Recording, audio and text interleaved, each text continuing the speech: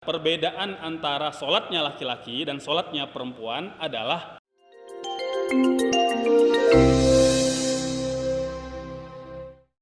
kita akan menguraikan tentang perbedaan sholat laki-laki dan perempuan.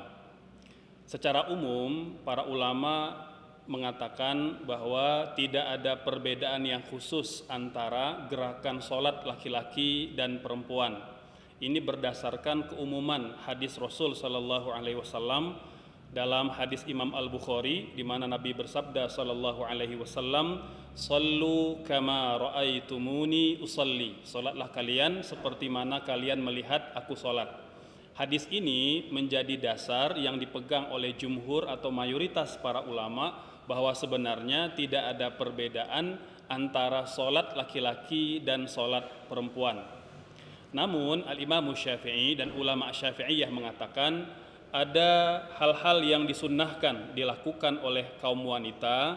Hal ini seperti mana hadis yang dijadikan sandaran oleh ulama mazhab Syafi'i dari Imam Al-Baihaqi, di mana Rasulullah sallallahu alaihi wasallam itu pernah menjumpai dua orang wanita yang sholat, ya. Kemudian setelah mereka sholat, Nabi mengatakan, "Idza sajadtuma fadumma ba'dal lahmi ilal ardi, fa innal mar'ata laysat fi dzalika karrajul."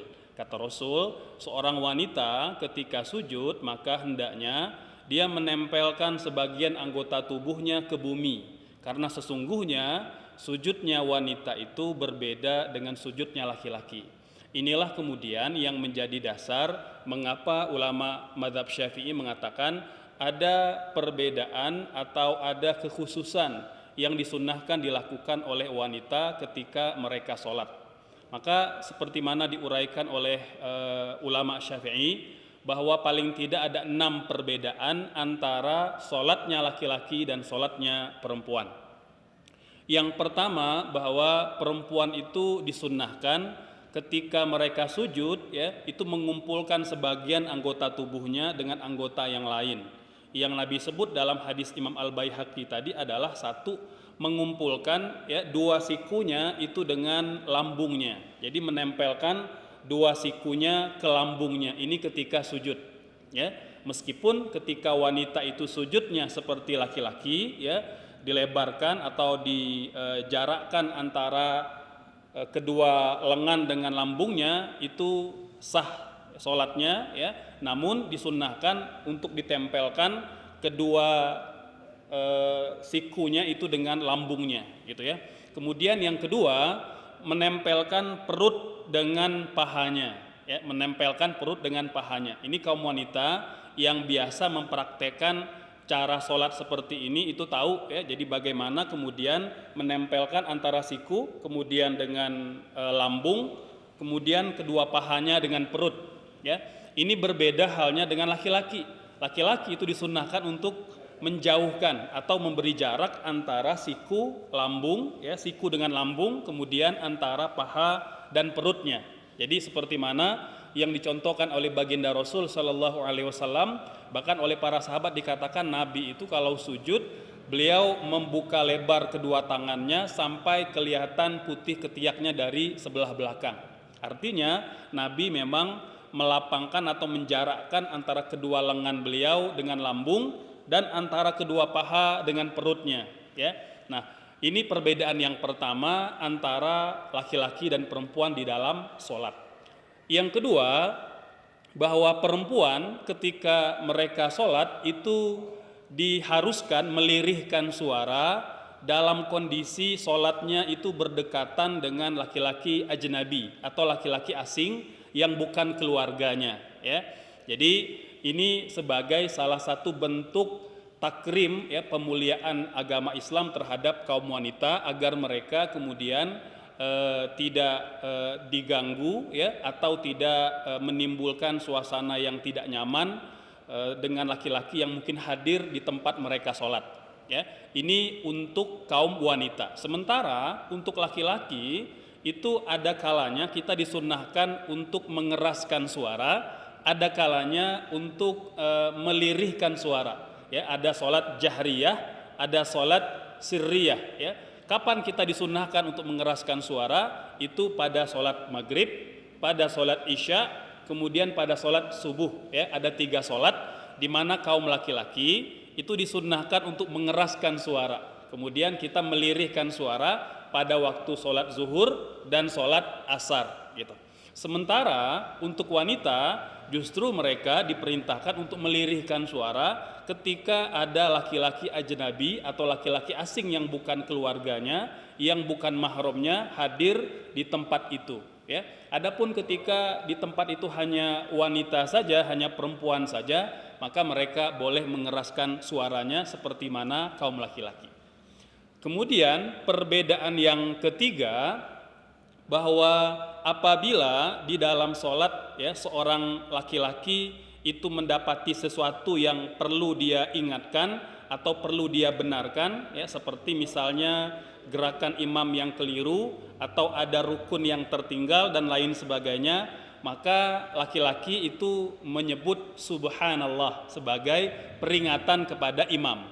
Adapun kaum wanita itu dengan menepuk tangan ya, bagian dalam tangan kanannya ke punggung tangan kirinya ketika sedang sholat. Ini seperti mana yang Nabi sabdakan dalam hadis Bukhari dan hadis Muslim, kata baginda Rasul sallallahu alaihi wasallam, "Man nabaha syai'un fi salatihi falyusabbih."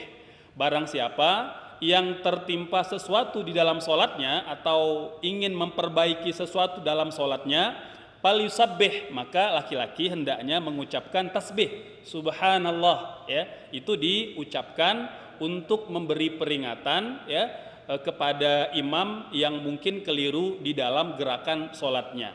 Idza sabbaha ultufita ilaihi, kalau dia sudah bertasbih ya maka itu akan memberikan peringatan kepada imam yang mungkin keliru ya. Wa innamat tasbih lin nisa, sementara kata Rasul untuk kaum wanita tidak bertasbih tapi mereka dengan cara menepuk tangannya gitu ya. Ini sebagai peringatan yang dilakukan oleh wanita kepada imam yang mungkin melakukan kesalahan di dalam sholatnya ya.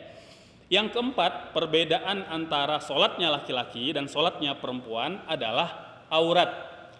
Aurat laki-laki itu antara pusar dan lutut ya. Ini yang perlu ditutup. Sementara untuk wanita seluruh tubuhnya aurat kecuali wajah dan kedua pergelangan tangannya. Ini tidak termasuk aurat. Ini perbedaan yang keempat antara sholatnya laki-laki dan sholatnya perempuan. Perbedaan yang kelima, perempuan itu tidak disunnahkan mengumandangkan azan, tapi mereka hanya disunnahkan untuk mengumandangkan iqamah ketika mereka sholat sesama wanita. Sementara kalau kaum laki-laki itu disunnahkan untuk mengumandangkan azan dan mengumandangkan iqamah ya, baik sholatnya hanya laki-laki saja ataupun bersama dengan wanita. Sementara kalau wanita maka mereka tidak disyariatkan mengumandangkan azan ya, meskipun di tempat itu seluruhnya wanita tetap tidak disyariatkan mengumandangkan azan ya. Mereka hanya boleh mengumandangkan iqamah dengan syarat di tempat itu hanya kaum wanita saja. Ini misalnya di pengajian ya ibu-ibu di mana di tempat itu hadir kaum muslimah saja, atau di sebuah padepokan, sebuah pesantren di mana santrinya seluruhnya wanita, maka mereka hanya disyariatkan mengumandangkan iqamah, tidak mengumandangkan azan ya. Perbedaan yang terakhir antara sholatnya laki-laki dan sholatnya perempuan itu dalam posisi menjadi imam. Laki-laki ketika menjadi imam maka posisinya itu di depan makmum, kemudian di tengah ya. Jadi di tengah dan di depan makmum. Ini posisi seorang laki-laki ketika menjadi imam. Adapun wanita yang menjadi imam maka posisinya di tengah-tengah makmum, tetapi tidak di depan jamaah, tapi di dalam shopnya kaum wanita.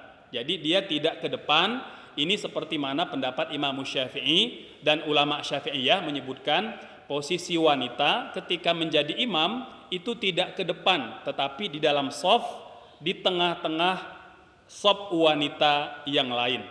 Ya, ini di antara 6 perbedaan antara sholatnya laki-laki dan sholatnya perempuan. Semoga bermanfaat. Insya Allah bertemu lagi di lain kesempatan. Astagfirullahaladzim. Wassalamualaikum warahmatullahi wabarakatuh.